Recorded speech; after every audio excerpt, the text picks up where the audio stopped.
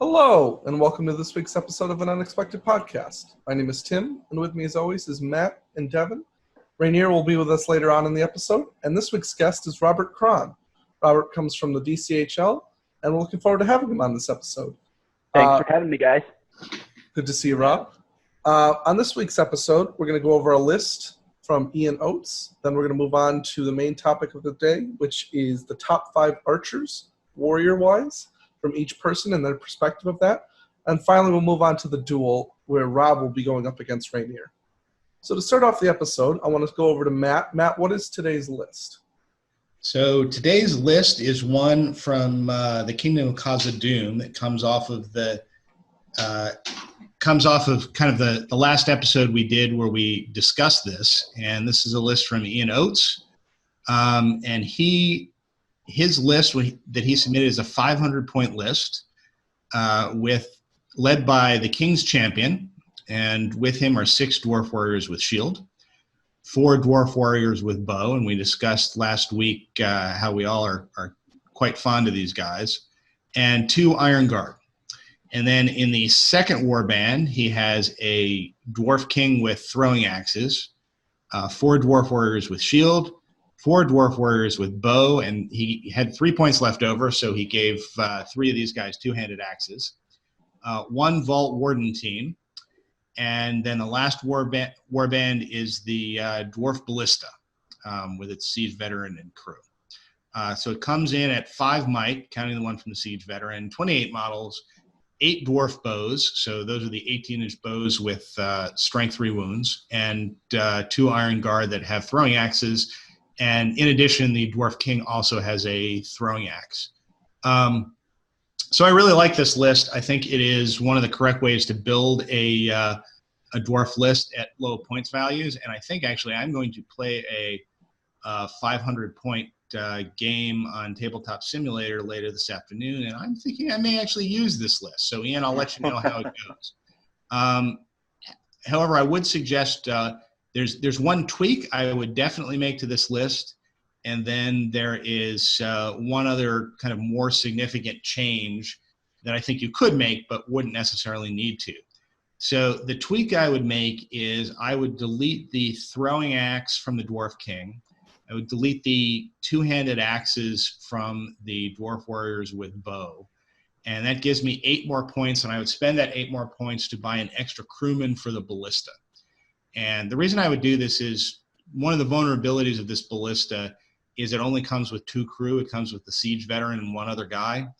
And if that other guy gets picked off by shooting or by Legolas or something, then the Dwarf Ballista's utility decreases significantly because you got to throw another Dwarf Warrior in there to man it, and then your chance to hit with the thing goes down to a 6.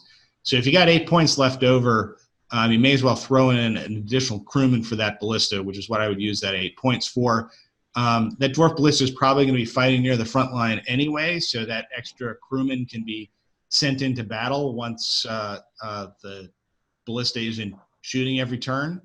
So I don't think you lose anything by that. You get an extra guy, and it makes the ballista a little more resilient. The other option you could use, and this is something where you could kind of make the decision whether you want to do this or not, but you could eliminate the 2 Iron Guard and then change the Dwarf King with throwing weapon to Balin. And that gives you an extra point of might, raising the might here from 5 to 6. And it gives you Balin's foresight ability, so you get to re-roll priority rolls some of the time when he expends his will. And that might also be very useful because this army has a limited amount of might.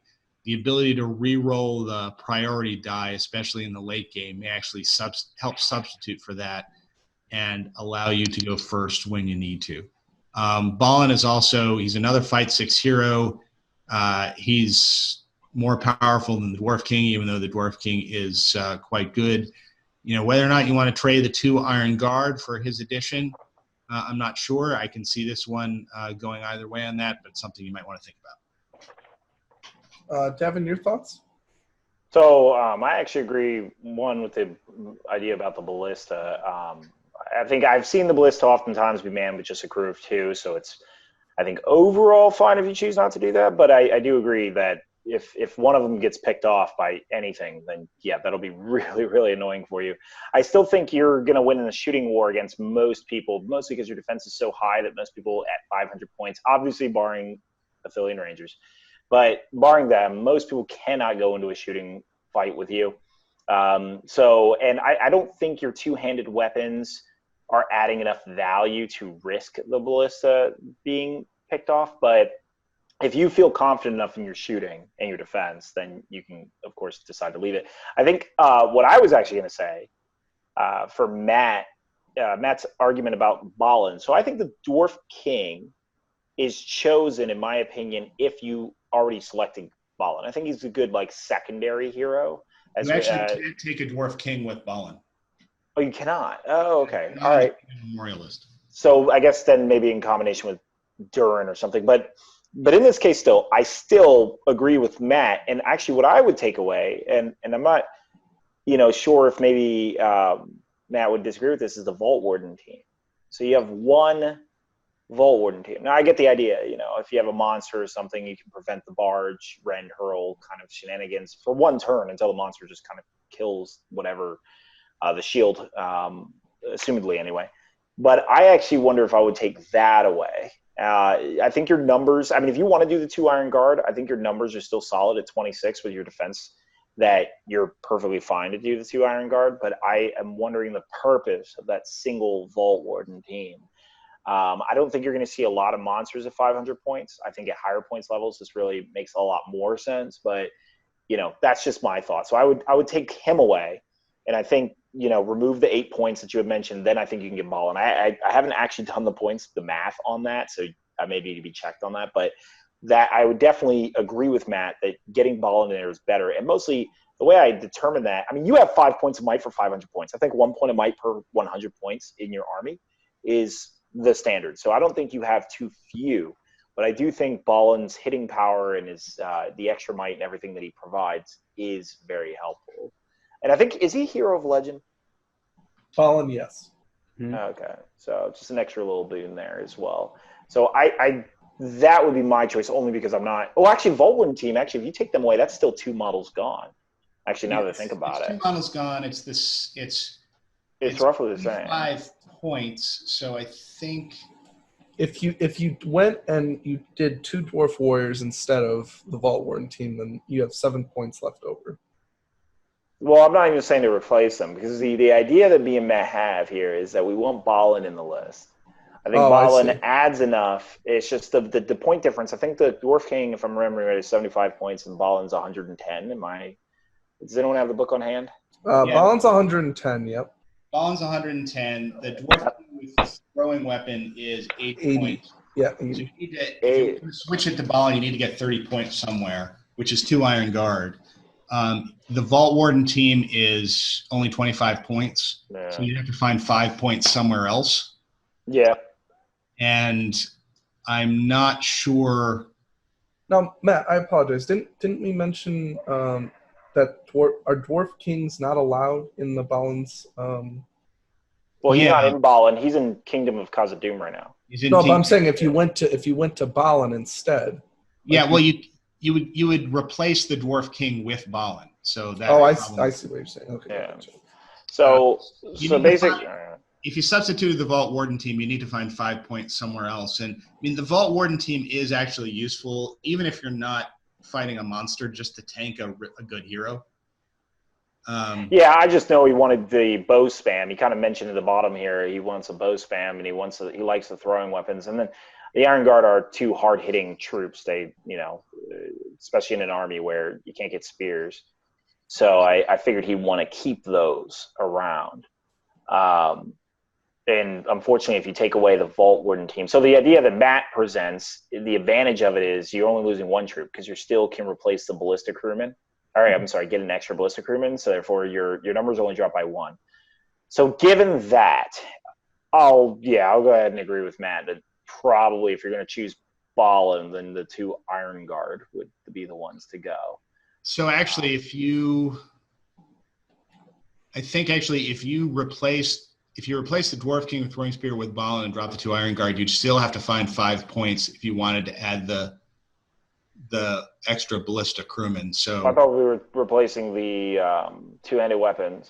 You're getting rid of those. The tweak was dropping the throwing, was getting rid of the 2-handed weapons and drop the throwing axe from the Dwarf King. Got it. Okay, so you can't do both. Okay. Yeah, you got 5 points someplace else. So I think the main key to focus in on here is that the agreement that Balin, given that Balin, and let me, once again, from memory, because we just did this episode, but Balin and the Dwarf King are exactly the same, except Balin has Durin's Axe, which allows him to re-roll a die in both to hit and to wound, or I'm sorry, fight and to wound. He has the priority re-roll. He is a hero of legend. And what other? Point of might. Extra point of might. And he has different heroic actions. I think he's 3-3-1. Yeah, he doesn't have March, does he? He does not have March, but he has Strike. Oh, no, he does have March. And he does have March. Okay, so that's huge. That's huge. If he didn't have March, I could start to see the argument to keep the Dwarf King, given how slow the doors are. But he now has March and an extra point of might. Yep. Yeah, I think for 30 points, we try to fit him in. So that's my thought regarding him. And I think other than that, regarding the list, I mean, you're definitely, you're trying to spam dwarf bows. So of course, I'm encouraged to see where Matt, in his tabletop game today, how he does with that. But I think otherwise the list is solid. I mean, you have 2 hard hitters exactly where you need them. You have Dwarves with Shield, the Defense 6 Dwarf Archers, a Ballista, bring them in. What I like about that is it doesn't require Rangers at 24-inch bows. You can actually keep your 18-inch bows because the Ballista, most likely at 500 points, most people are not competing with you on a siege weapon. So they're coming to you. So that's how I would do it. What about you, Rob? What do you think about this? So I actually agree completely with both of you. The first thing that I thought when I saw this list was this is pretty good, but I would like to see Balin in it. I think he just brings a lot to it. Both, with the March, he can help move the army around if it needs to. He's also just a more efficient killer than the King. He's got Strike. He brings extra might to the list. And I'm just a huge fan of Balin in general. I think one of the previous episodes when you talked about the Khazad-dûm list, I think, Matt, you mentioned being a big fan of Balin. And I completely agree with you. I know that Durin is the sexier choice in a lot of ways, but I think Balin just has the wherewithal to get it done in a lot more different games. And yeah, so the help with the priority, just the hero of legend in there.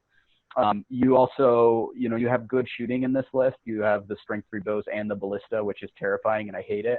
But eventually they are going to get to you, and then unlike an Isengard ballista, it can't shoot into your combats. So the extra killing power of Balin over the King, I think, will come into play.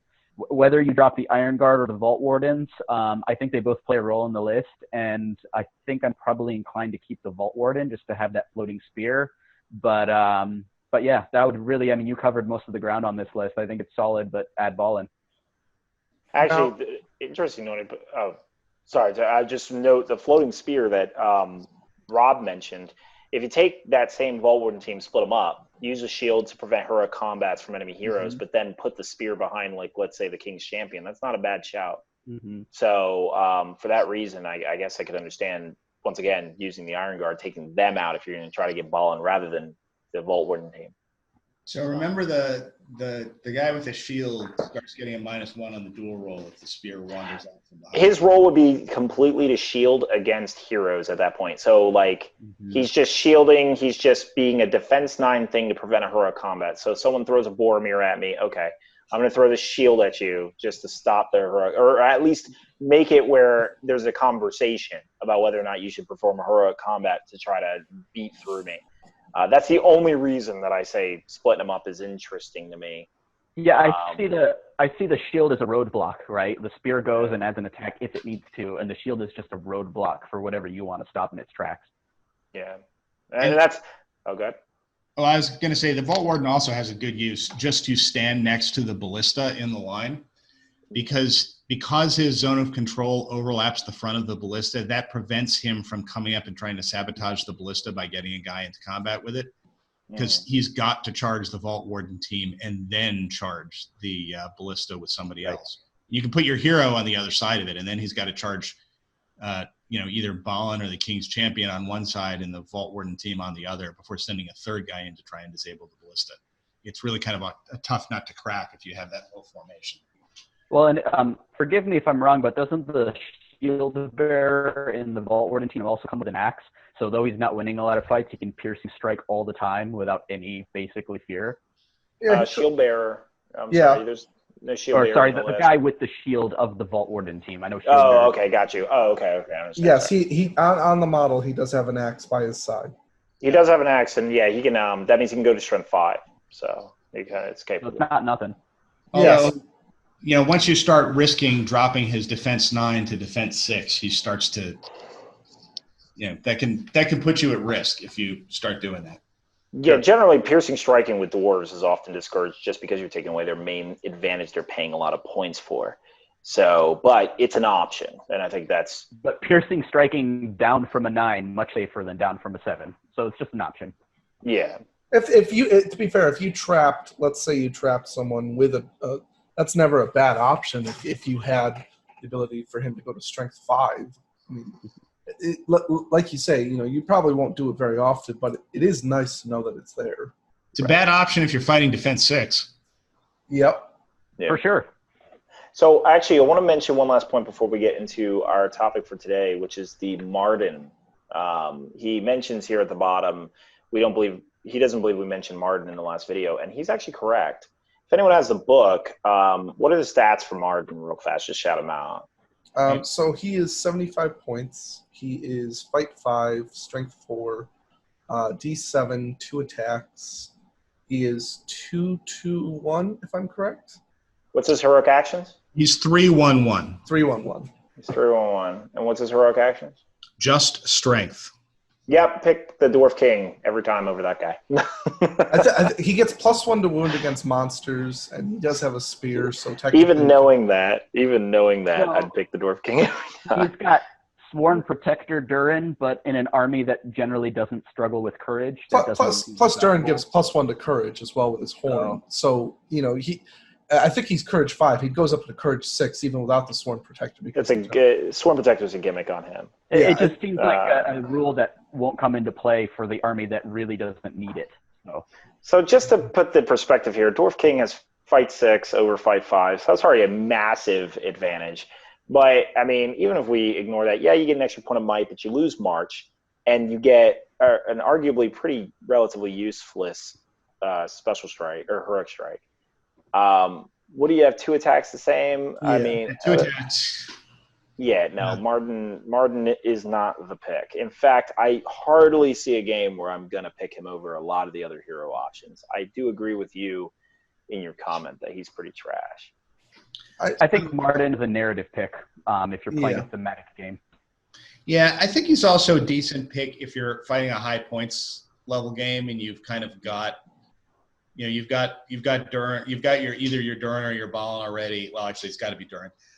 You've got your Durin already, and you've got your champion, and you've got maybe one Dwarf King in the list. I mean, I think Marden's use is to give you, I think, maybe 3 points of might. Yep. That runs around behind your line, and gives fight 5 to like the critical guy. Basically stands behind the line, gives fight 5 to somebody. On a roll where he can spend might on it if he needs to, and then he runs to the next critical fight and gives fight 5 to somebody.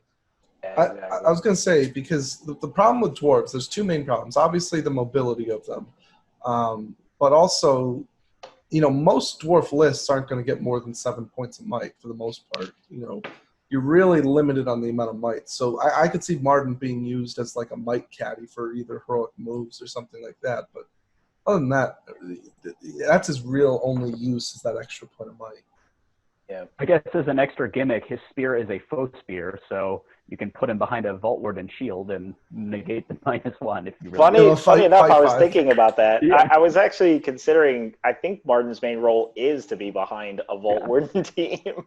So when that giant monster comes in, you prevent the brutal power attack and then get the +1 and the no -1 on the duel and +1 on the wound. So I think if they had just made it where he like retains his 2 attacks if he's spear supporting or something gimmicky That would have like been that, very cool. Yeah. That yeah, was then he's interesting. So, but I mean, yeah, that's the only use I could probably see is him being behind that shield. So, which is unique for him. So, all right. Well, then I think that's pretty much the consensus. I think upgrading the ballista one more crew is an option, an interesting option, but I think all of us definitely agree more specifically about putting Balin in the list. So that's how we would improve this specific list. So I guess, Tim, take it away. What's next? All right, and now we're going to move on to our next topic. Rainier is now joining us for this, and Rainier will have his own thoughts on this. Basically, what we're going to be doing is we're going to be going over the top 5 Archer warriors. Each person has given their own thoughts and opinions on what they think are the top 5, and we'll go over why they think it's the top 5. So I'm going to move over to Devin. Devin, what were your top 5? All right, so for these top 5s that we're doing, we actually didn't have a criteria. We just said top 5 archers, and all we did was exclude mounted archers and hero archers. So after that, it's whatever criteria we based it on. Now, for the purpose of this, for the most part, we tried to exclude anything with like blowpipes or anything like that. We wanted something with an actual bow or a crossbow. So with my top 5 list, I'll go into why it is I chose it. So what I tried to do with my list was I respect archers for the fact that the goal of an archer is to bring the opponent to me. You're not trying to shoot your opponent off the board. You're just trying to dictate the battlefield and control the battlefield.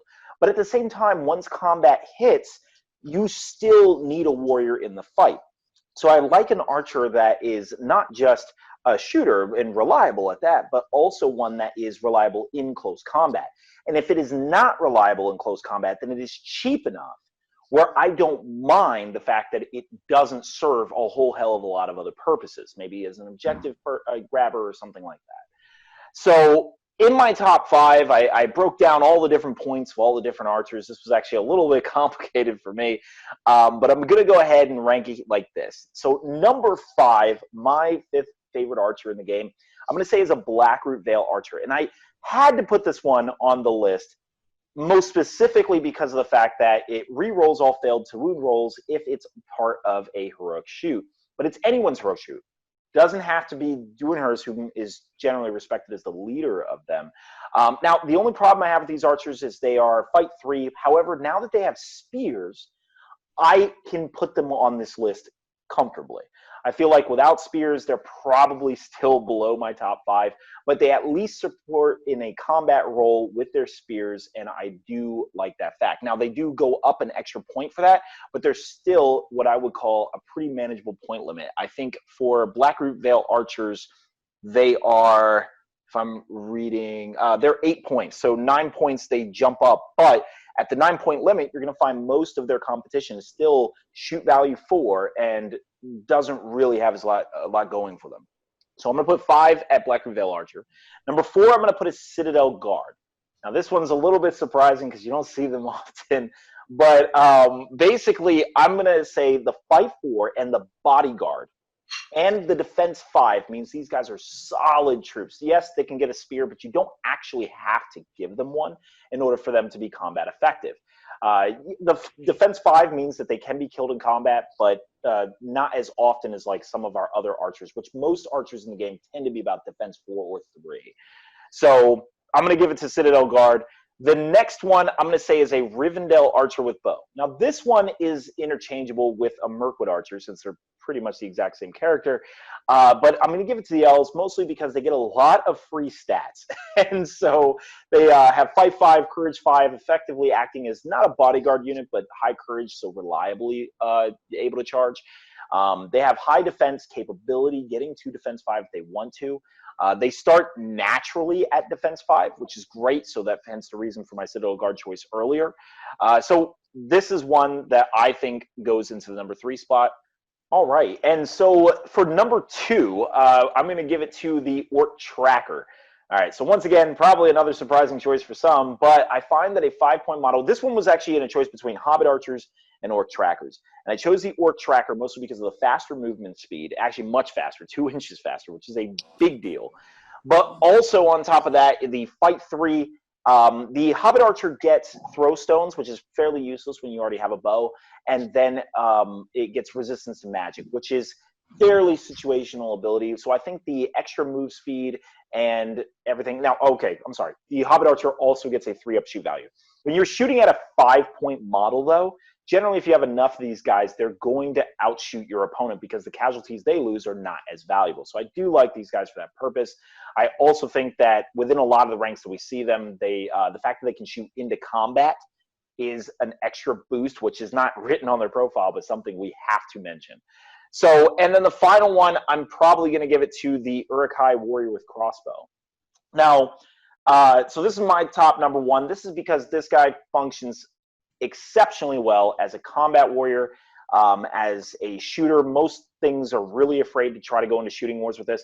Obviously, I compared this to a Corsair Arbalest and an Iron Hills Dwarf. Iron Hills Dwarf being 1 point more expensive for an extra defense, and a Corsair Arbalest being 1 point less expensive, but for a dramatic drop in a lot of stats. Strength 3 down to Strength 3, down to Defense 3, technically. I mean, obviously not against shooting. So I felt like the Corsair Arbalest probably out on that one. And then the Iron Hills Dwarf, the Defense 6 is valuable, but the drop to Movement 5 is actually the reason that I didn't want to choose him. I actually felt like I like my archers having that consistent 6-inch speed. So that is my top 5.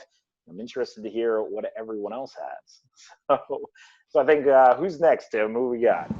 We're going to move over to Matt. Matt, what was your top 5? All right. So the criteria for my top 5 were, I think, slightly different than Devin's. My criteria for top 5 was to find an archer that you would kind of want to base a list around. So I'm going into it with the supposition that I want an archer-based list, or a list that's going to really kind of focus on the archers, and I want to figure out which archer I'm going to use in order to do that. So number 5 on my list was the lowly Hobbit Archer at 5 points a pop. And Devin kind of discussed the comparison of the Orc Tracker to the Hobbit Archer. The reason I went with the Hobbit Archer is A, it does have the shoot 3, and B, because of the way a Hobbit list is structured, you can get an awful lot of them. Because hobbits are so cheap, you can get a huge number of hobbits, which means you can get a huge number of Hobbit Archers.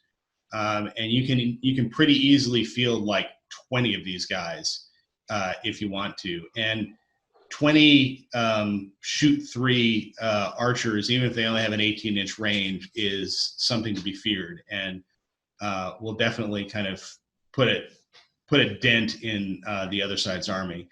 The other thing is, if you're making this list based around Hobbit Archers, that actually brings the throw stones ability of the other hobbits into play, because if somebody's running towards you as hobbits, you can just sit there stationary and hit them with both your Hobbit Archers and the stones as they come in. So that's number 5, is Hobbit Archers. Number 4 is the Haradrim Warrior with bow. And this is a guy, I think we've talked about him in some of the previous podcasts, but he's a 7-point model, so you can get lots of them. The other models that go with the Haradrim Warrior tend to also be cheap, which means that you can get lots of them. They exist in a list that, if you take a pure list, allows you to get half archers, which means you can take a lot of them. They reroll 1s to wound generally, and if the betrayer is around, they go up to reroll all of their 2 wound dice, which basically, in most circumstances, it is the equivalent of adding +1 to wound, because you're getting 2 shots at a 6 rather than 1 shot at a 6. And if you're going at defense 4 or lower, it can be devastating, because you're going to be wounding 2/3 of the time. So that's the Haradrim Warrior. Number 3, I had the Corsair Arbolester, and this was kind of a debate between the Urukai Warrior and the Corsair Arbolester to fill in this slot. And I went with the Corsair Arbolester for 2 reasons. First, it does have the defense 6 in shooting. So in a shooting war, it's actually superior to the Urukai crossbowmen because of that higher defense. And the stuff that surrounds it is going to be cheaper, which again means that since you can only have 1/3 of your figures armed with bows, you can get more of these guys than the Urukai can, especially if you're going to spend a bunch of points on somebody like Saruman. So I think probably, for at least from my criteria, the Corsair Arbolester takes the slot over the Urukai. Number 2 is it's the Ranger that is in the Minas Tirith list. I can't remember exactly what it's called at this point. But this is always a staple of shooting armies. It's got Fight 4. You can get it a spear, which will bring it in either at 8 points without a spear or 9 points with a spear. It has Shoot 3, so it's hitting 2/3 of the time.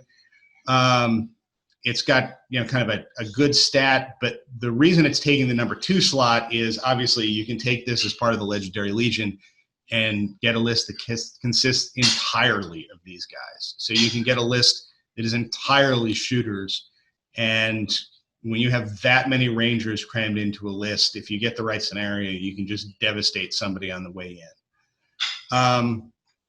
Finally, in my number 1 slot are the Blackroot Archers, which are essentially Ranger stats. They have, I think, 1 less courage, but that doesn't matter because you're going to be shooting anyway. And as Devin pointed out, you can pair these guys up with a heroic shoot from anyone and reroll all to wounds, and that creates the same benefits that the Hobbit Warrior does. You're either going to be having a 1/3 or perhaps a 2/3 chance to kill with every shot. In addition, if you do pair these guys with Dwayne here and they're stationary within, I think it's either 3 or 6 inches of him, they also get to reroll 1s to hit. So they're going to be hitting somewhere in the area. Well, I can't do the math in my head, but you're definitely going to hit 2/3 of the time.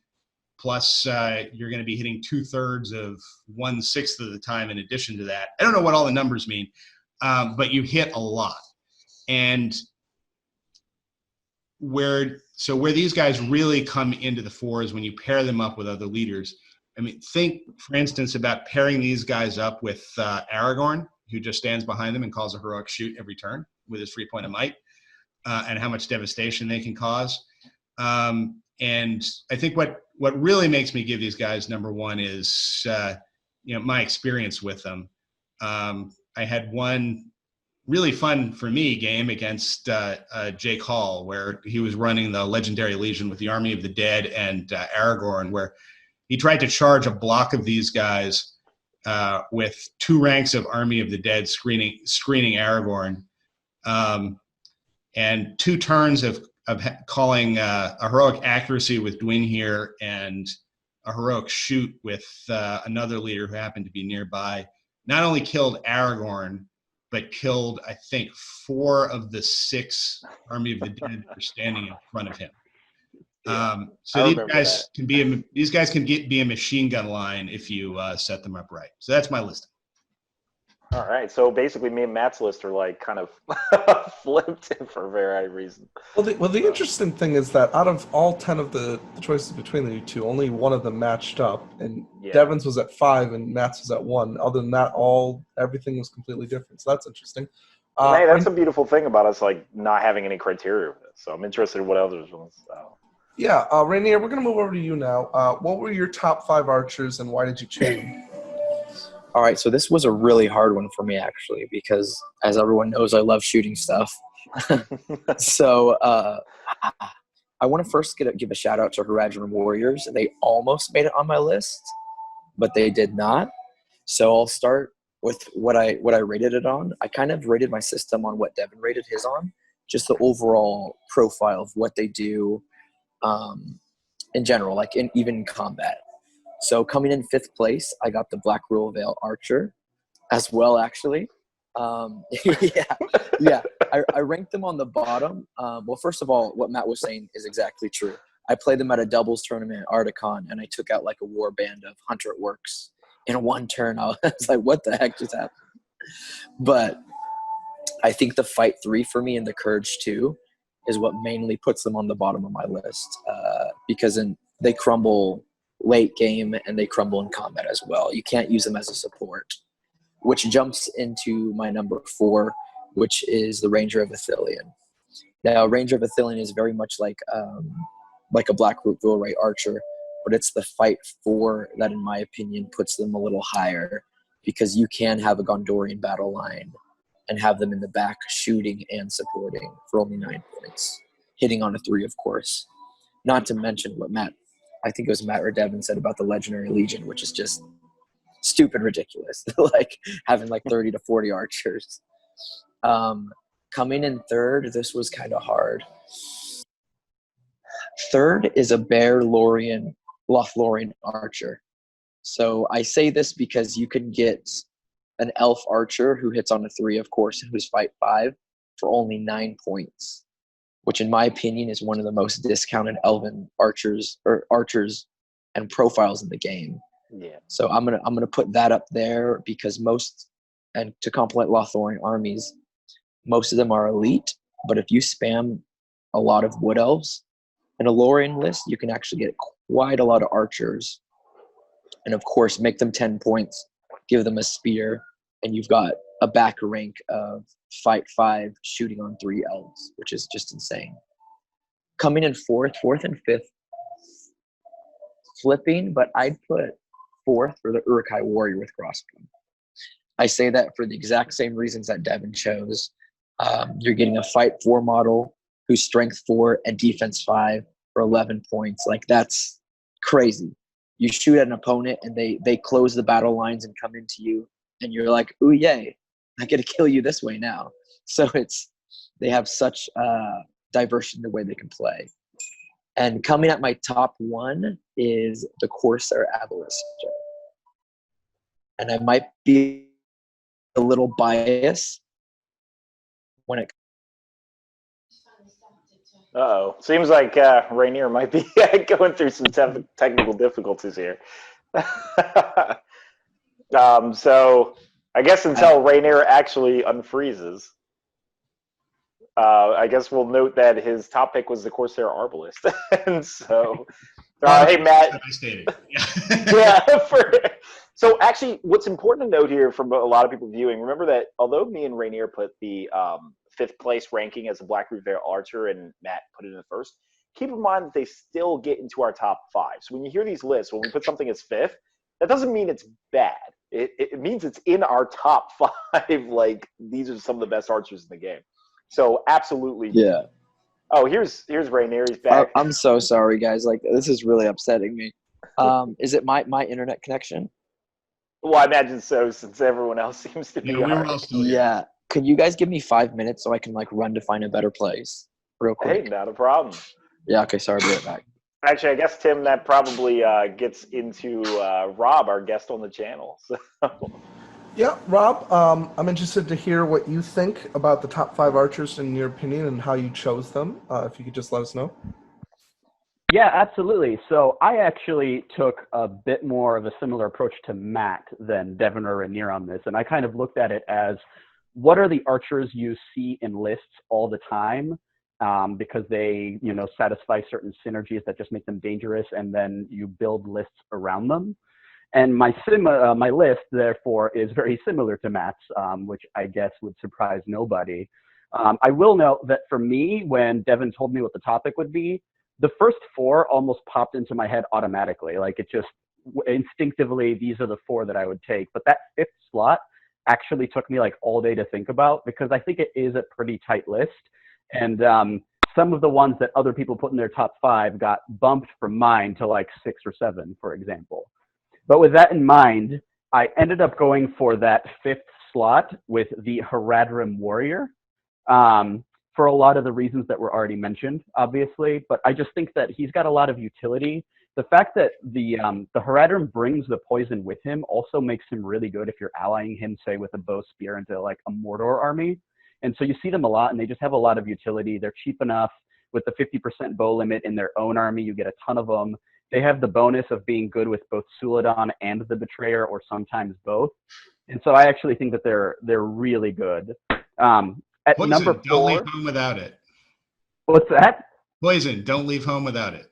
Yeah, absolutely. And so one of the things that I like about the poison is it's baked into their profile. It's not based on like an army bonus or something, so you can take it with you. And it's just anytime you have built-in rerolls, it's just, you know, action economy value, right? Number 4, I actually have the Hobbit Archer. I think that pretty much for the same reason that you mentioned, Matt. He's dirt cheap for a shoot 3, and so you can just get a crap ton of them. What you didn't mention is they're also featured in the Arnor list pretty prominently, and so they kind of make that faction work a little bit. And because they're so small, they're a little bit easier to hide and get in the ways on as well. Arnor? Yeah, you're talking about the Rangers? Hobbit Archers. Hobbit Archers, sorry. I'm sorry. My apologies. Yep. Our list, yeah. Yep.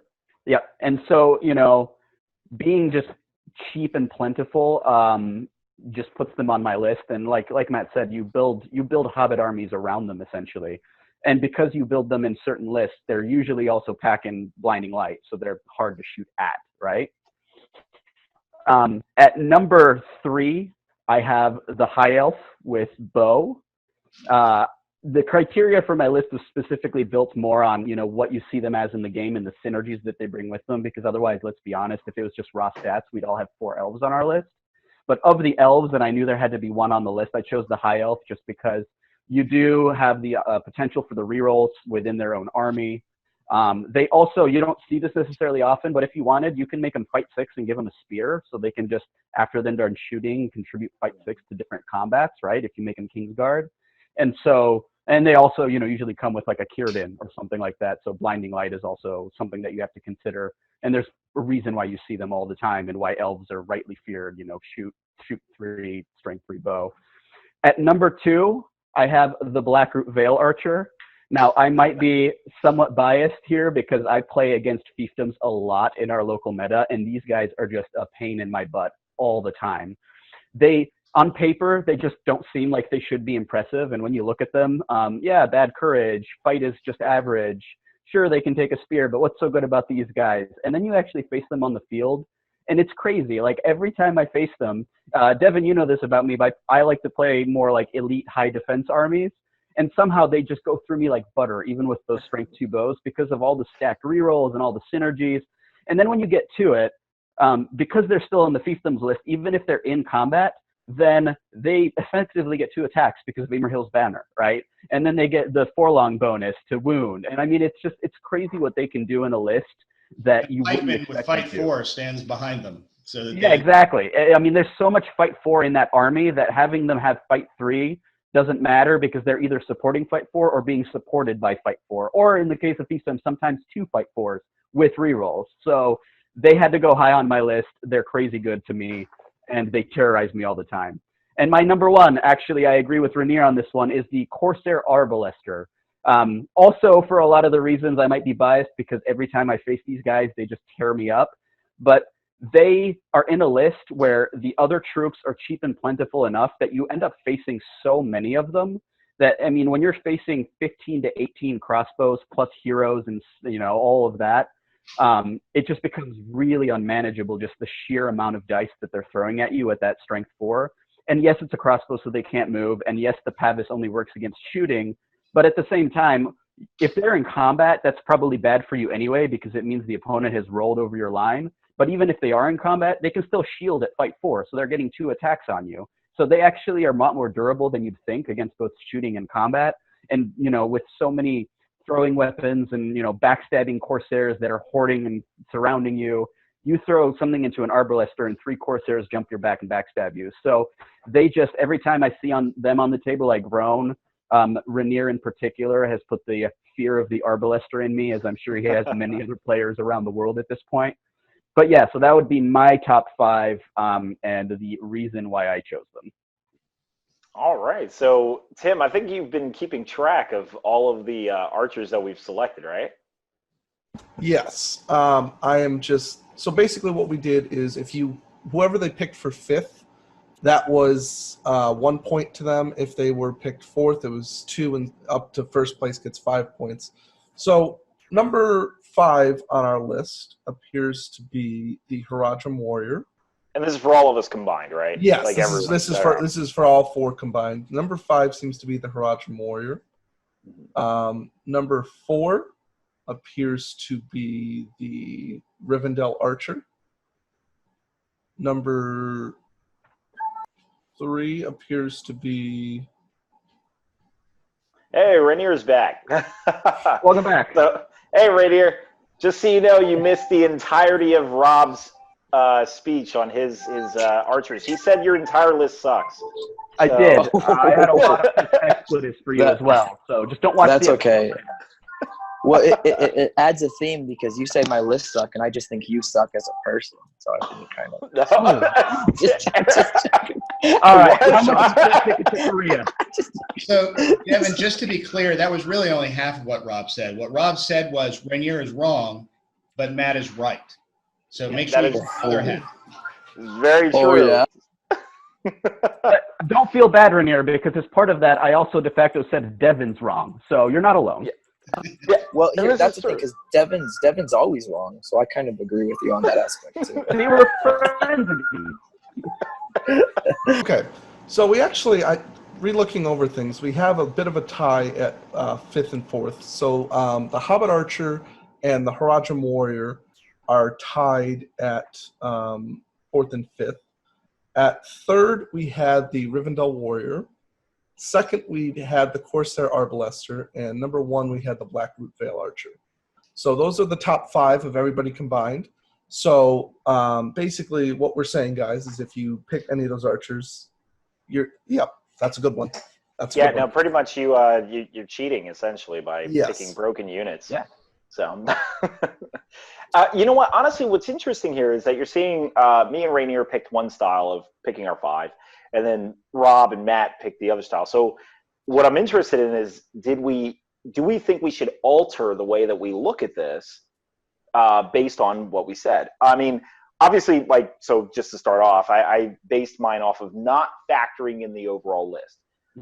But to be honest, that's actually a fairly unrealistic comparison. I mean, normally you are actually basing your archers on the overall list itself. So in some ways, I would actually change some of my choices. Like, let's say the Citadel Guard, which I listed as number 4. Yeah, that one surprised me. I'm not going to lie. Yeah, I only based it off of what I did was I ranked them from the points perspective, what they're giving me for those points, which Citadel Guard actually gets bodyguard almost essentially for free. And essentially just as an archer. Like, if I could slot this in a Dwarven army or a Orc army or whatever, would I want this stat line? Right. And I just found, basically, based on those stats, yeah. But the thing is, yeah, when factored in with the overall list, I mean, how many times am I actually bringing Citadel Guard? It's probably almost never.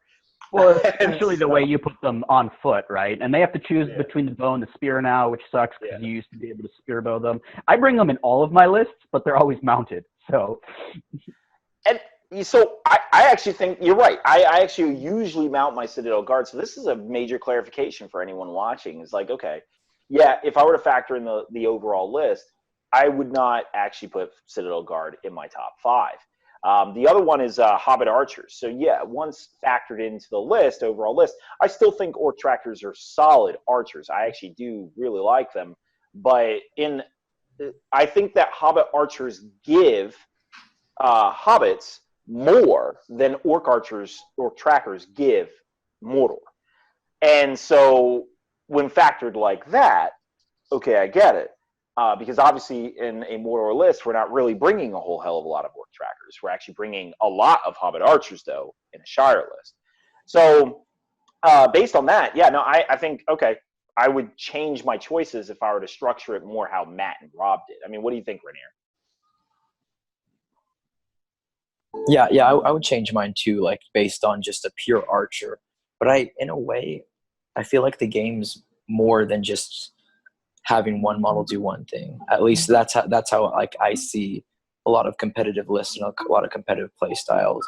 That's why, in a way, my top 2 were an Urukai crossbowman and an Arbolester, because the fight 4, strength 4, just the versatility of when someone closes in on you, you can fight really hard, or the versatility of having an Arbolester who can backstab with like accompanied by like 50 or 60 Corsairs.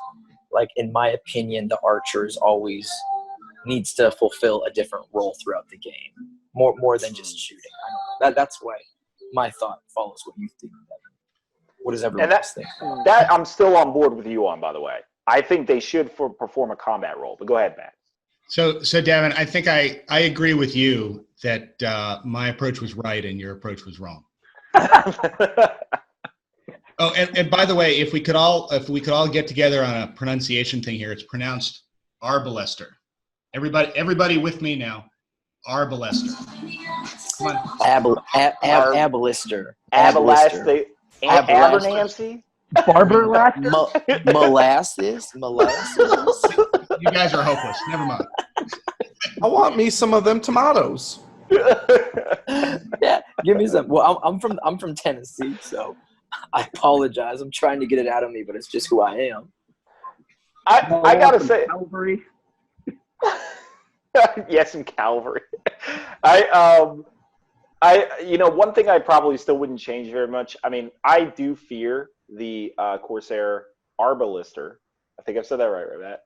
Arbolester. Arbolester. Arbolester. The Arbolester. I do fear them. There you go. But I actually still think an Urukai Crossbowman takes the top spot for me in the sense that the Strength 4 combined with the Defense 5 consistently. So, I mean, yes, Defense 6, obviously, in a shooting war, the Arbolester wins, but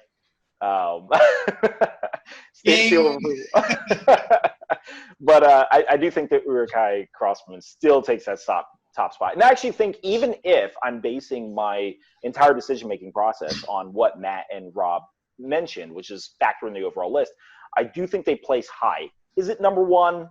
No, I can probably see it bumping down maybe a slot, but I still think they are really, really high up on the list. So, yeah, I think kind of what Rainier said. You have to take these profiles in context, right? They don't exist in a vacuum, and so that's what I tried to do with that, and see them how I see them impacting the game as I regularly play it. So yeah. All right. Yeah.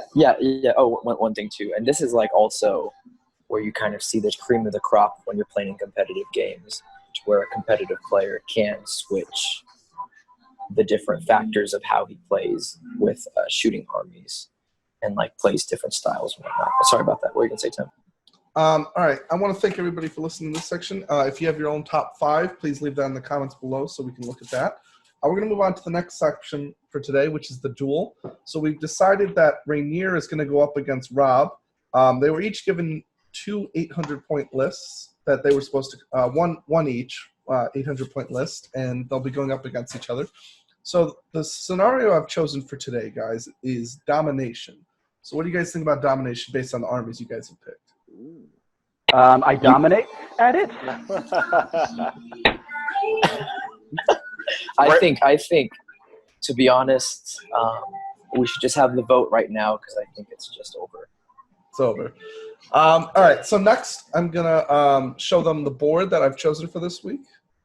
All right, and this is the board we're going to be using for today. So for anybody that's new to listening here, this is what we call the duel. So basically what we've done is we've taken Rob and Rainier, and I've asked them to make an 800-point list, and we're going to do a hypothetical battle where they're going to go up against each other. They're going to explain how they're going to go up against each other based on the armies, the terrain, and the scenario that they've been given. And then Devin and Matt will give their opinion on who they think won, and if it needs be, I will be the tiebreaker for that. So we're going to get Rainier and Rob's reaction to the board, the terrain, and the scenario. So, Rainier, what's your first thoughts on this? Well, I think it's a cool board, and I say that because it's from my tournament.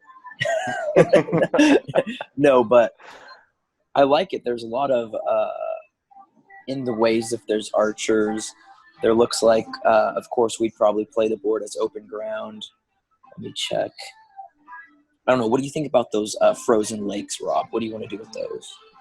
I think that we could make those probably open ground, right? I mean, if they're frozen over, it may be difficult, but that might. There's already so much terrain on that board that creates choke points and blocks line of sight that I don't think you need any more movement. I mean, it would essentially like cut off that entire flank, and we would just deploy away from it, right? So. Okay, yeah, okay, so I totally agree with you. Okay, sounds good. So for Domination, it's a 24-inch deployment. It ends at 25%. So you get 2 victory points if you have one of your models and no enemy models within the terrain pieces. You get 1 victory point if you have more than your opponent. You get 1 for causing a wound on the enemy leader, and you get 1 victory point if the enemy force is broken at the end of the game.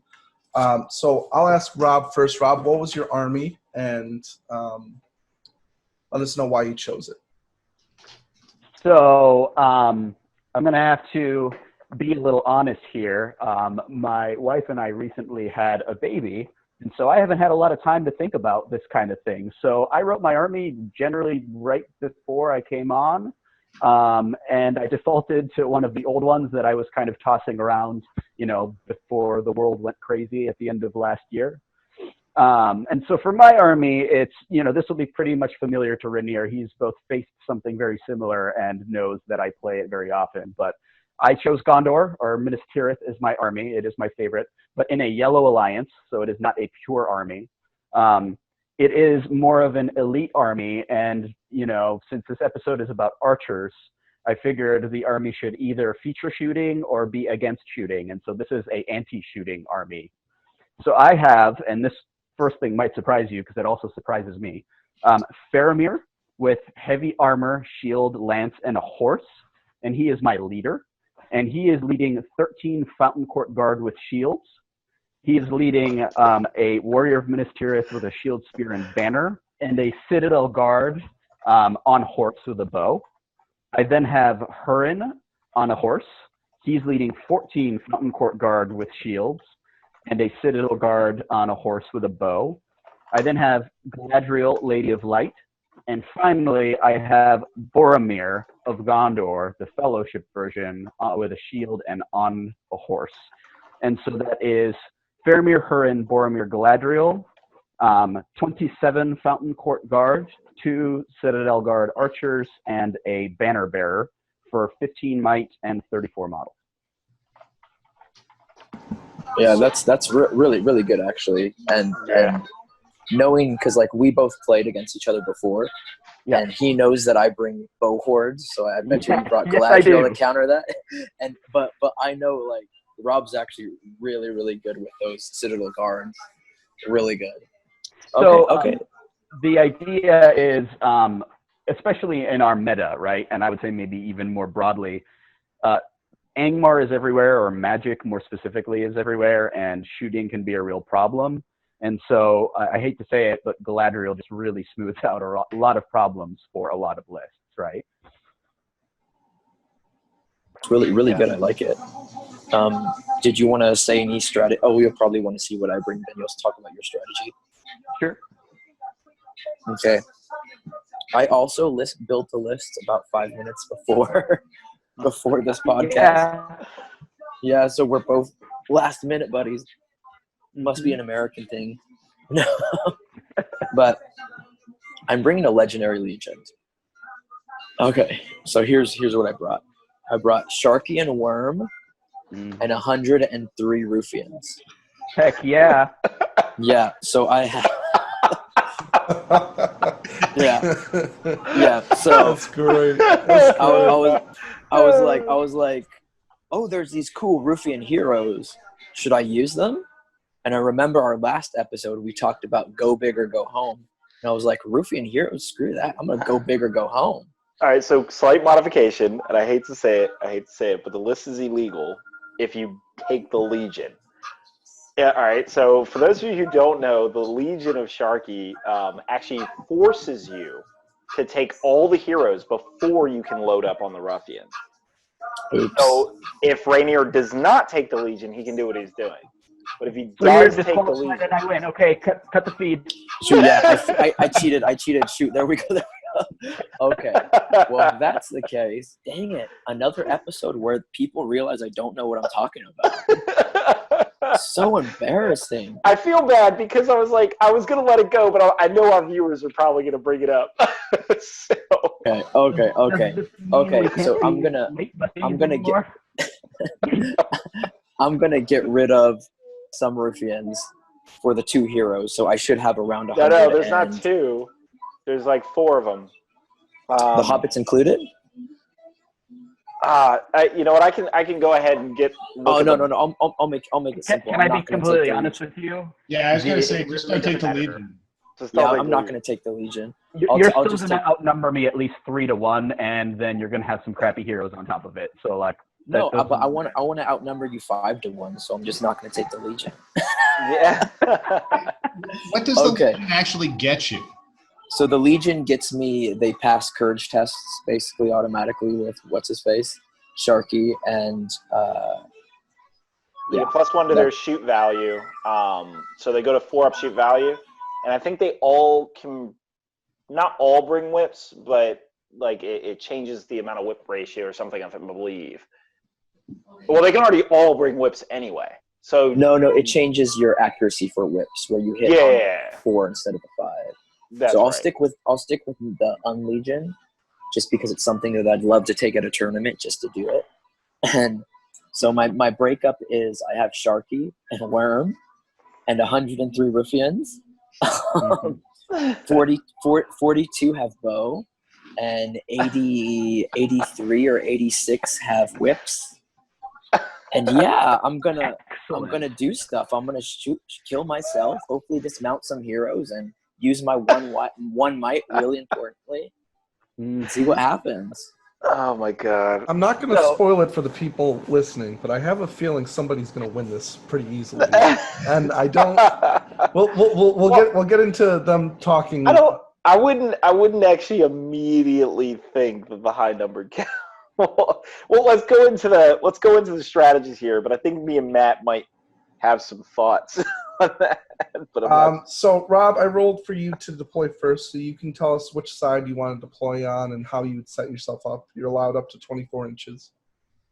So, trying to look at this picture here, I actually really don't care what side I deploy on because it looks like they're all fairly even.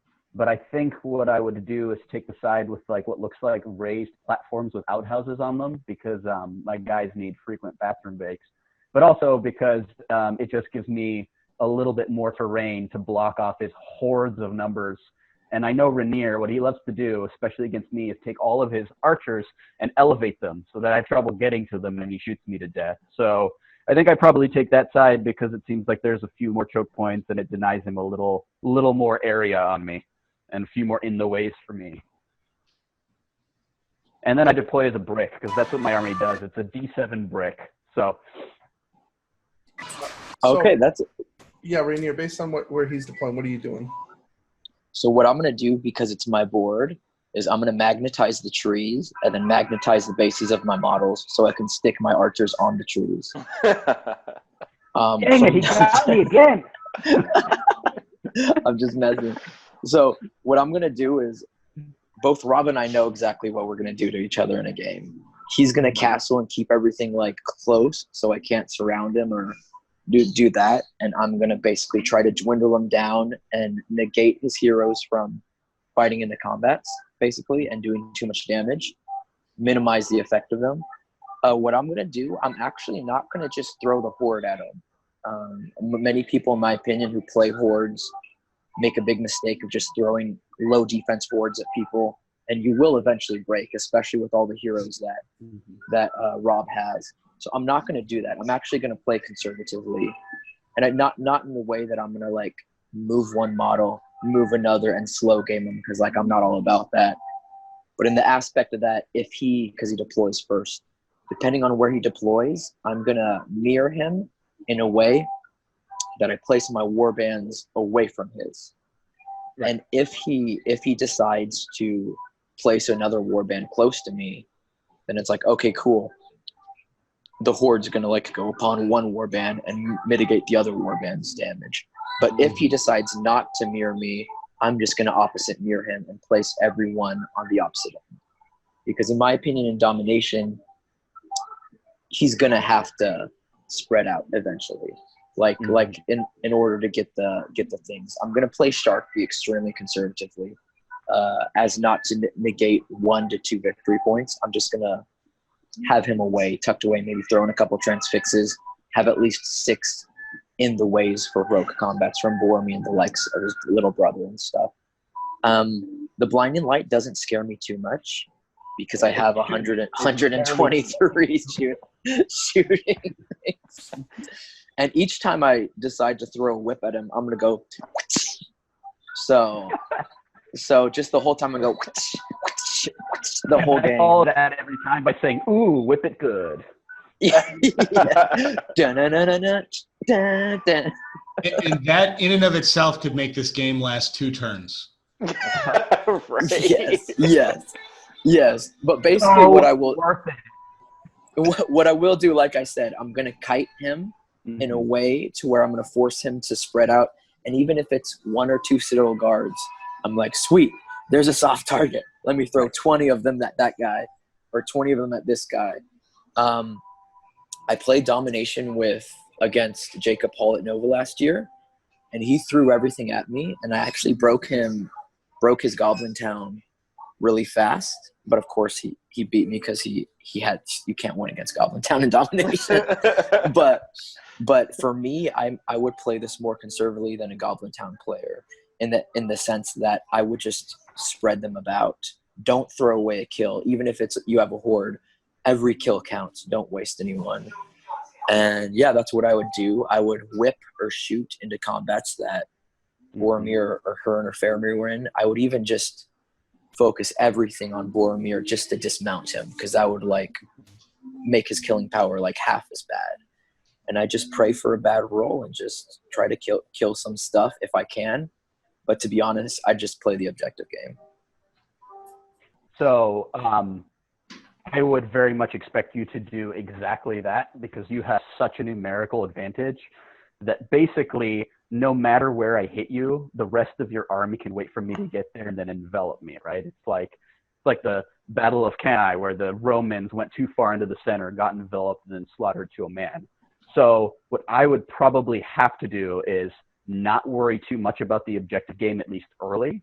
I would leave the 2 Citadel Guard kind of hanging back, because they're on horses and they have bows, so they can contribute if they need to, and they can just kind of hide behind terrain if I need them to. And then late game, they can kind of be wherever they need to be because they're fast, they have bodyguard, they're not going to run, right?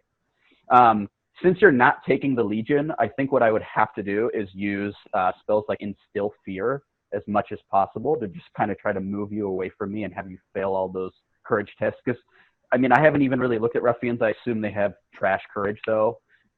So at -1 plus an Instill Fear, I should be able to get a lot of them moving away from me. And I would probably try to move Galadriel probably close around with Boromir to keep him in the blinding light, and also, more importantly, to keep him within the courage debuffer, so that every time I'm in combat and I blow the horn, because I assume you're going to surround me, I just win automatically and hopefully slaughter a bunch of guys, right? What I would have to do is I would just have to take my Fountain Court Guard and deploy them, maybe not even as a brick, but as just like a Dwarven-style battle line, because at B7 and with Fight 4 and Shields, their role is just to not die fast enough for my heroes, who are to travel as basically a little mounted death squad, to kill enough of your guys that it starts to look more like a game and less like a desperate fight, right? There's really nothing I can do about you whipping and shooting into combat besides hope that you get bad rolls, right? Because that's just what evil does. The blinding light helps marginally, but your shoot is already so bad that I'm not really worried about keeping it anywhere in particular. And your bows are low powered, so you're going to need 6x4s in most cases to do any damage to anything on my side. But if you roll super hot and you shoot me 42 times, there's really nothing I can do about it, right? However, law of averages, I should be able to last you a little bit longer and use that picket line of Fountain Court Guard to just hold back the tide while I can start to control at least one area of the battlefield with my heroes, who are hopefully combating through and killing ruffian after ruffian. And then if I do manage to somehow miraculously kill 50 some odd models and break you, between Galadriel's courage debuff and just your naturally bad courage, you're going to start running away. And when that starts happening, I can drop back the Citadel Guard to try and claim home objectives. They're actually good enough on their horse that even if you inevitably will sneak guys past the battle line to try to claim my home objectives, they can at least try to fight you and knock you down. I can start sending heroes back if I need to. But I mean, when you're outnumbered, literally, I think you said 5-1, there's just very very little you can do except go for the throat and hope that you can break the opposite army early, because especially in like a tournament scenario where we have, let's say, an hour and a half, 2 hours, even if, you know, we were able to play all afternoon, I might be able to accomplish that goal. But if you have 2 hours, by the way Lord of the Rings works, like, you don't have a lot of time to get there before, you know, you're going to start running into time, whether or not your opponent is playing at light speed. I mean, that's just a lot of models, and it's a lot of bows, and shooting takes time, especially when you have in the way stacks, you know, and then you have to roll 6s by 4s. That's 2 dice. That adds little, you know, like micro times to the transaction of the game. And so, yeah, I need to just focus on not playing the objective game too hard early, or you're going to outlast me and lose that way. And I just need to be aggressive. Yeah, I agree with you. And I think your army can slaughter quite a lot of stuff, to be honest. Like, let's be honest, my force is defense 3. So it's not just your hero. The wound on 2 of my heroes, and then Boromir's a yeah. Like, even your Citadel Guards are going to be cutting through me like butter. It's not just your heroes. But I think back to the scenario game, I would, of course, deploy the objectives as close to the corners as possible. Like, I see this game, what's the one called with the cross with the 5 objectives called? Capture and control. Yeah, like capture and control. If you deployed your army in the middle, you could absolutely obliterate me. Because like you said, just form a circle, push through, and get it. I think, of course, I'm saying this because like I want to win this challenge. No, but I think in Domination, I have a little bit more of an edge in the sense that you literally have to spread out to like to get the objectives. And I think even in shooting 42 bows on Blinding Light, I've played 15 bows at Blinding Light against Last Alliance. My opponent didn't have bows to reply back, and 1 or 2 kills, even just 1 kill a turn, makes a huge difference. So I feel like rolling a 6 with 42 dice, and then rolling another 6 followed by a 4+, I think I could still, and of course your Blinding Light's not going to cover your whole army. But if it does, I think I can still scrap out 2 or 3 kills a turn in shooting. And that's, I think, throughout the game, not just because even when you close in, I'm going to continue to shoot. What I would do is, of course, screen you, but I'd position my war bands all around the field, knowing that you're going to control, of course, because you're going to get broke moves. You're always going to control going first. But I position in a way that it's like one objective has 25 ruffians to contest it. One objective has 25. One objective has 25. Each objective, I can literally put 25 ruffians to contest each objective. And I think it's going to be hard early game and late game, because the early game, if you do, which is super smart, what you do, go for the objectives late game, is I just, of course, move my models around to position 25 on each objective, or at least to contest it, and I'd be shooting you while I'm doing that. So I think I dwindle you down at least 6 guys by the time we came to combat. So I don't know. I think it's a lot closer than people would assume if they just saw 125 ruffian list in Domination. Like, I think it's really close, to be honest. Like, you have a lot of abilities, but I think, of course, I'd go for myself just because I think I could do that a little better. So I don't actually disagree with you. And what I would actually expect is that you put the objectives back and, like you said, create like a ring of ruffians around each objective that's effectively the size of my entire army. I think what I would have to do is I would have to try to move quickly enough to clear the pockets and then jump pocket to pocket, and maybe go in almost like an L shape, right? Where you've got the thrust and then just a line blocking you from jumping and enveloping me, because if nothing else, I think the Fountain Guard can hold you and push you back long enough to let each of my attack pockets do its work. And, you know, hide in combat as much as possible. Obviously, like you said, that many shots is just going to get through. But if I can force at least 1 more in the way so you start killing yourself, that actually accomplishes my goal for me faster. And you have to do that, because that's something that you have to do. Unless you just say, you know what, I'm not going to shoot this entire game. and I'm just going to outlast you by sitting people on each of the objectives and letting you run around like a maniac. I think a lot of Boromir's might is going to be spent on marches just to make sure that I can clear those gaps where you're hiding in the corners. Hopefully, I can at least minimize how many bow shots I'm in range of on any given turn, and hopefully not all 40 of them will be able to reach me.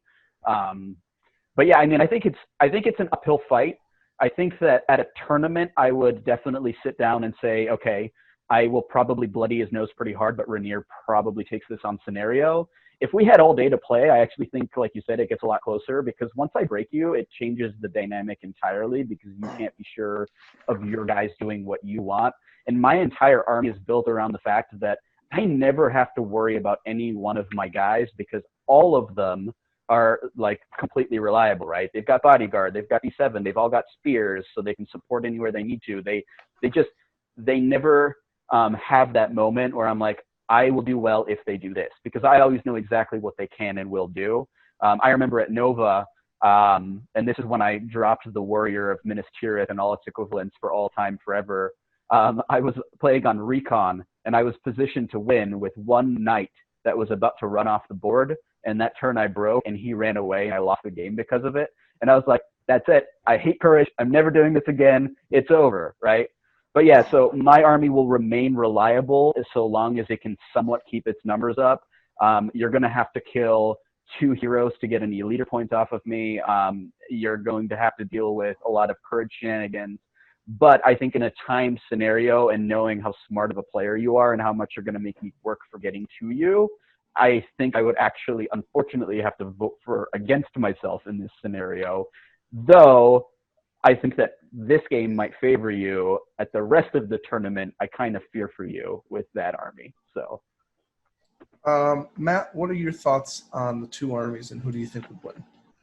So, well, given that Rob's just conceded, I guess I have to vote. But yeah, I probably would have done that anyway, although I agree with Rainier that this could be close. And I guess, Rob, what I was listening for from you was, I think, a particular strategy which I think has a decent shot of pulling it out for you, and that's making sure that you put at least 2 objectives within 12 inches of one another, probably near the center of the board. And those are the 2 objectives that you hold with your, your 27 Famine Court Guard and a couple of other heroes. Then you take Galadriel, Lady of Light, and you take Boromir, and maybe you throw Faramir as well in on the horse, and they become the hit squad that does nothing else except kill Sharky. And you use Galadriel to instill fear and kind of blow a hole through that wall that Rainier is going to try and put between Sharky and your heroes. And once you blow that hole through, then Boromir runs through the gap, stays within 6 inches of Galadriel, and maybe with Faramir as well, and hits a guy or a couple guys, does the heroic combat, and hopefully jumps on Sharky. And if he doesn't do it in one turn, you can kind of rinse and repeat with that strategy until you get Sharky, because Sharky with 1 point of might and only moving 6 inches a turn can't get away. And you hunt him down, you kill him, and that way if you hold 2 objectives and you've killed Sharky, actually probably you wouldn't. Is Faramir your leader? Who's your leader here? Faramir is my leader. All right, so Faramir is not the guy you send. No, actually, he still can be. Because remember, Hurring will just take command. Right. Well, although he still gets the point if Faramir gets wounded.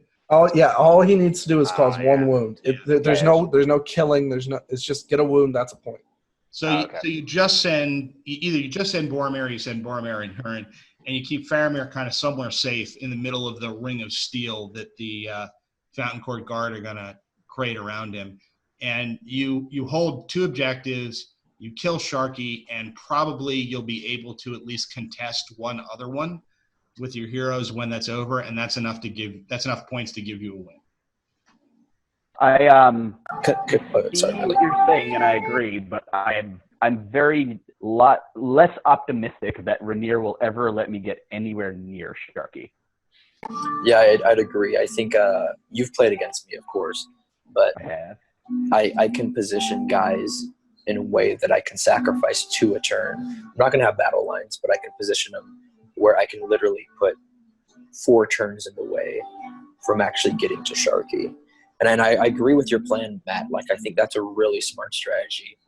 But I have to go back to the Horde. I think to keep the 3 objectives, even if he killed Sharky, so that's 1 victory point, then to keep the 3 objectives, that's if he keeps them, I would still be contesting them. So that's just 3 more victory points. So you're sitting at 4 victory points. And I think just purely objectively, the other 2 objectives I'm going to have uncontested. So right there, that's a 4-4. A best scenario would be a 4-4 tie, in my opinion. And that's not me. That's if I like wound Boromir, or of course I have 4 transfix casts where I can easily get transfix. So I can even transfix Huron and take him out. I think, or break you. I think it's just so delicate. It's possible, and I've seen stuff like this happen. But I think, of course, like I say, I'd play conservatively. And when I say that as in like I'd have 5-6 turns till you could get to Sharky. If I see the wind blowing, I ditch Sharky out. Just you know. Yeah. Yeah, I think that's right. Is that a less experienced player, I might actually be optimistic that I could maybe do that and sneak in like the Sharky kill against you, and having played you, and especially having played you with Horde shooty lists. I'm not confident that any of my horses, Blinding Light or no, are gonna get there, and even if I can get within the quadrant of Sharky, that I'm going to be able to get to him, instill fear or otherwise in a way to kill him. Now, I completely agree with you, Matt. Like, your strategy is spot on. That is really the hope of winning here. But I don't see getting to Sharky. So I think that I really try to go for the break at least, because I think it is achievable. I definitely think I hold 1 to 2 objectives and hold back guys to contest 2 to 3 more in my backfield. And I mean, if we had rolled, I think there were 3 possible scenarios, and one of them was like Fog of War, and one of them was the Assassinator or whatever. Either of those 2, I create a wedge, I go straight for him, and that's all that matters in that game, right? Because I kill him, that's it. But in this one, where I actually have to, do other things, it's going to be a tough slog. All right, Devin, your thoughts? All right, so there's a couple things I actually was surprised I didn't hear. So Rainier has another option that wasn't presented, which is Sharky stand fast the entire battlefield. So if he actually conserves his will and his might and doesn't try to wipe it all out, because remember, Sharky only has Courage 4. So it's pretty inevitable that he'll fail that test eventually. So I actually think he should conserve the will. Can I say something too? He's a hero of legend as well, so we get the first. He is. You're right, and true. For the very first turn, he'll auto pass. So definite point there. The fact that Rainier is playing conservatively, though, means that he's aware that breaking isn't like this invulnerability that he has, like, oh, whatever, I don't care if I break. So he's clearly casting spells with the intention not to break, like he doesn't actually want to. So he's not trying to suicide, which is a strategy that Rainier has. He could just actually let himself get demolished, and but clearly we see 2 things. 1, he's casting spells, and 2, Rainier is surrounding each objective with 25 men, which means he has no intention of suiciding at all. He's playing totally conservative, which is not a bad strategy. It does allow Rob to capture 2 objectives if placed close, and although we heard Rob say earlier that he would spread them out, my assumption is that he probably put 2 close together now hearing Rainier's army. Oh, yeah. I mean, hearing Rainier's army, I probably wouldn't put them in the back corners like he was, right? I just meant I wouldn't be super crazy with them and be like, oh, let's put 4 all in 1/2 kind of thing, right? Exactly. So Rob, with your army, I think you always want to put at least 2 objectives within 12 inches of each other, because your army has definitely. You have to in almost every game of Domination, right? Yeah, and I think you'd want to place them both near the middle one. So you technically, like you said, basically 3 in the similar. Yep. Now that said, this is actually a really interesting thought experiment, because in one way or another, we both brought skew lists, right? And so it's like playing two extremes against each other, which is, if nothing else, a very interesting thought experiment. Yeah, and something to keep in mind, Rob, since Devin has turned sideways and frozen, is against, doesn't he usually do that? Yeah, that's true. I mean, against a low cards list like this, don't forget about Galadriel's Instill Fear, because that's what's going to allow you to punch a hole through Absolutely the layers of guys that Rainier is going to try and put between you and Sharky. And I mean, he can put 4 turns worth of or fight, basically 4 turns worth of fights of guys between himself and Sharky. Galadriel, if you put her in the right place, can just blow 2 or 3 of those out of the way. And at that point, if you can get Boromir into like the last rank, heroic combat, he can get Sharky. I mean, Sharky, I'm sure, is going to kind of run. I mean, if Boromir starts in the middle, Sharky can. There's only so far away from Boromir Sharky can get, and he's going to move 6 inches a turn. So as long as you kind of continue punching Boromir through 2 guys at a time and calling a heroic combat every turn, you could get there. As long as he stays within 6 inches of Galadriel, he may still get there on the horse. In which case, he may get there. Yeah, and I hate saying like I negate that from happening, but I would in many ways, because I know Galadriel's Instill Fear, but it's a certain range of inches that she can instill fear, and I wouldn't position myself like four models in a line to stop from getting to Sharky. I'd position like each one 2 inches away, wedge formation, to where it would literally take that. And if I got any whim of aggression towards Sharky, I would just ditch him to where no objective is. To where Rob, if you wanted to come get Sharky for the 1 victory point, he'd have to throw, like you said, Galadriel and Boromir into Sharky. But then that's Galadriel and Boromir away from any objectives. And then the Horde could be even more powerful. I don't know.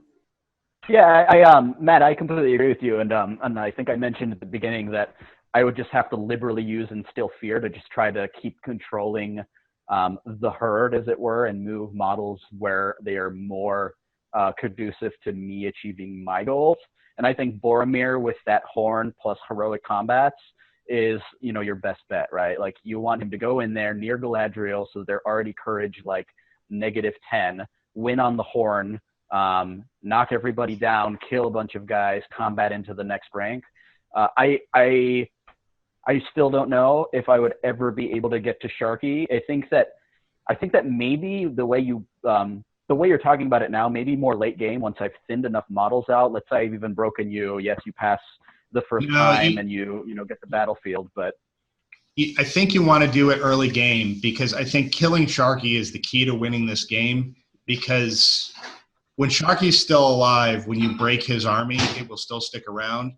If Sharky is dead, as soon as you break his army, it's going to disappear. Yeah, I agree with that, actually. So I think you want to break. It doesn't matter if Sharky is nowhere near an objective. You kill Sharky, and then and you have to not worry about the objectives first, because you're going to lose if that's all you focus on this game. And remember, Galadriel is also kind of, once you've blown the hole to get Boromir out and hunting Sharky, Galadriel then goes around and just clears off objectives, because that's the other thing she can do with the Instill Fear. But honestly, she's actually not a bad fighter herself, right? I mean, she still has 3 attacks at like 6 and strength 4. So, one more question I want to ask Rainier real quick. But before we do that, I just want to make sure we're all in agreement that Devin's wrong, right? Absolutely. Always. So I'm back now after my disappearance. Unfortunately, my phone died. Definitely, it's like all of our phones are messing up today. It's like, what's wrong with this? For all of you out there listening, we're going to call this technical issues. Okay. So I'm assuming you guys saw maybe my chat that I threw in there, like, here's who I think might win this one out. Hello? No, we didn't. Who wins? Yeah, all right. So let me go over mine. Tim have a question too? So So did Tim already place his vote? No, Tim was going to ask a question. Tim was going to ask a question. All right, Tim, go ahead and ask your question. I just had one more thought. Rainier, in this kind of situation, are you trying to, with the new tournament organizers pack, where you just kind of, in order to get the most out of the game, you need to triple your opponent's VPs to get a major? Are you just trying to triple, or are you trying to get like a 12-0? Or you think what's more reasonable in this kind of mission? I always, to be honest, I always play just to win.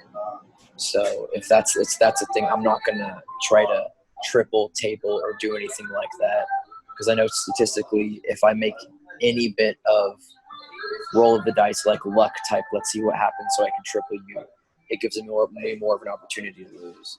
So that's what I mean when I say I'm going to play conservatively, is I'm going to do everything in my ability to just win this game. I'm not going to make any calls that's going to be like, oh, here's a 50-50 chance Sharky can die in the next turn, or here's a 50-50 chance he can break me, or here's a 50-50 chance. I'm going to always play the game statistically where I have at least an 85 to 95% chance to do what I'm going to do. And in my opinion, that's to win the game, not to triple or to get extra tournament points or anything like that. So just to clarify on my thoughts before I disappeared, that's actually the reason that I chose Rainier. So if Rainier had been any other person, not any other, I'm sure other players can probably play it like him, but like most other players, let's say, I think actually Rob probably wins this, because Rob does not need to get all 5 objectives. He just gets 3 of them, call it a day, and be done with this. And I really think that Rob is capable of getting those 3. However, it's that third one that concerns me, in the fact that you can send the elite squad to go pick him up, sure, but Rainier doesn't need to fight him off those objectives. If he maybe kills one of the heroes, and even if he doesn't, just by sitting around it, he'll claim that third objective over Rob, just simply on the fact that, like, you'll have more models on objective. So it's that third objective point that's the real hard part. Now, if Rob stretches his 27 models across 3 objectives, then that could be a problem.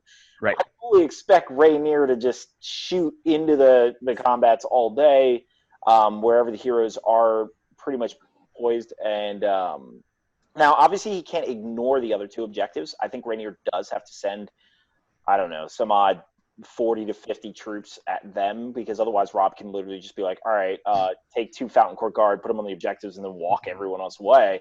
So Rainier probably won't fall for that. I do think Rainier can choose to break, as long as he doesn't blow through all his will, I'd say. That's where I think a game-determining factor is. I do think Rob will break it. I do feel like he probably will do that. A lot of people see 103 models and like, how do you break that? To be honest, the only reason Goblin Town doesn't break, in my opinion, is because the Goblin King and Golem take out some of the big threats that are wiping their goblins off the map. But in this case, Rainier doesn't have any of those options. And so I have seen Goblin Town break at this point limit with similar number, probably more like 90 models. So I do definitely think that this army will break, considering they can't spear support. I mean, I think Rob's not going to get beaten off the table. In fact, probably, Rainier's army might bore Rob to death much quicker. But basically, it's literally the scenario. Just look at the odds of it. And like I said, I think Rob actually does have a superior army, but I do think, based on just the way I know, hearing Rainier is going to play it, is the only reason I'd have to pick Rainier. So I don't think I caught who Matt picked, but I also picked Rainier. So Rainier. And just to address all of your points, I think your point, Devin, about just like standing near the objective, I think Matt is right on that. That's where the instill fear comes in, to constantly push them away from it.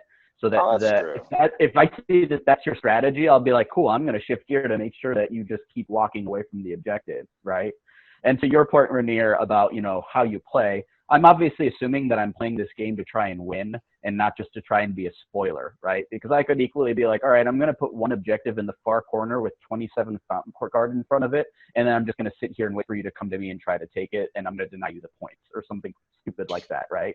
So, I mean, I would approach this with the idea of I'm not trying to ruin Rainier's day. I'm actually trying to push myself to find a way to beat this army, right?